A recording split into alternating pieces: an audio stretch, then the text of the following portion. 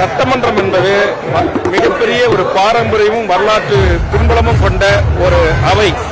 அந்த அவையில் சினிமாவிலிருந்து கதாநாயகனாக இருந்து மக்கள் மனங்களை வென்று முதலமைச்சராக வருகின்றிருக்கிற திரு விஜய் அவர்கள் கண்டிப்பாக அந்த சைகையை தவிர்த்திருக்க வேண்டும்.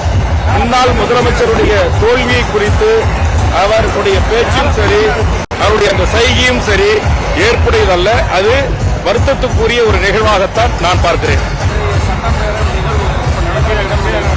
தற்போது சட்டப்பேரவையில் நடைபெறுகின்ற அந்த நிகழ்வுகள் என்பது நான் 2000களில் இருந்த தொடர்ந்து மாண்புமிகு மறைந்த முத்தமிழறிஞர் கலைஞர், அம்மையார் ஜெயலலிதா அவர்கள் காலத்தில் காக்கப்பட்ட அந்த கண்ணியம், அந்த மரபுகள் எல்லாம் தற்போது புதியவர்களாக இருக்கின்ற காரணத்தினால் சட்டப்பேரவையில் இடம்பெற்றிருப்பவர்களுக்கு தெரிவதற்கான வாய்ப்புகள் இல்லை.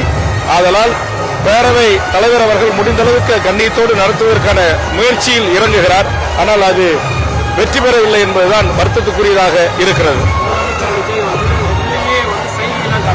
அதுதான் முன்கூட்டியே நான் சொன்னேன். அதை மாண்புமிகு முதலமைச்சர் அவர்களாக அந்த அவையில் இருப்பவர்கள் யாராக இருந்தாலும் அது போன்ற நிகழ்வுகளுக்கு இடமளிக்காமல் தவிர்த்திருந்தால் இன்னும் மிகச்சிறப்பாக இருந்திருக்கும் என்பதுதான் என்னுடைய கருத்து. அவையில் அது போன்ற சைகைகள் எல்லாம் தேவையில்லை. திரையில் மக்களை கவர்வதற்கு, ரசிகர்களை கவர்வதற்கு அந்த சைகைகள் இருக்கலாம், பாடல்கள் இருக்கலாம். ஆனால் 7 கோடி மக்களுக்கான சட்டங்களை, திட்டங்களை கொண்டு வருகின்ற ஒரு மகத்தான சபையில் இது போன்ற சைகைகளை முதலமைச்சர் திரு விஜய் அவர்கள் தவிர்த்திருக்கலாம் என்பதுதான் என்னுடைய கருத்து.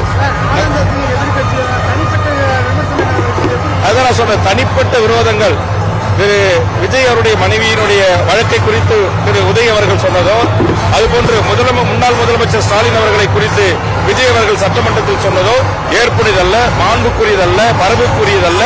அது கண்டிப்பாக தவிர்க்கப்பட வேண்டிய ஒன்றாகத்தான் நான் பார்க்கிறேன்.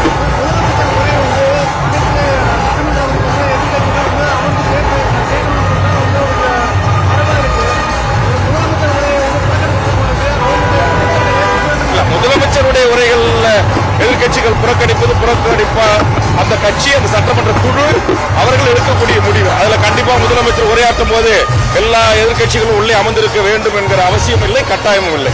நன்றி. பிளே ஸ்டோர் மற்றும் ஆப் ஸ்டோரில் இருந்து பாலிமர் செயலியை QR கோடு மூலம் பதிவிறக்கம் செய்யுங்கள். செய்திகளை உடனுக்குடன் பெறுங்கள்.